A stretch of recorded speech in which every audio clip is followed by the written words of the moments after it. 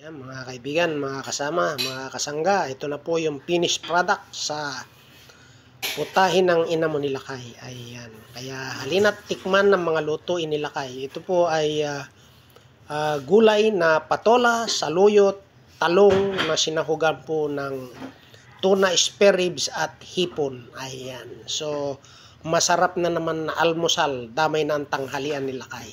So, halina't samahan nyo po akong mag-almusal. Ayan, talaga naman. Healthy food, ika nga. Ayan. Iwas lang sa kolesterol. Ayan. Kaya pagulay-gulay, isda-isda. Ayan. Pero pwede rin magkarne. Kaya lang ay huwag malimit.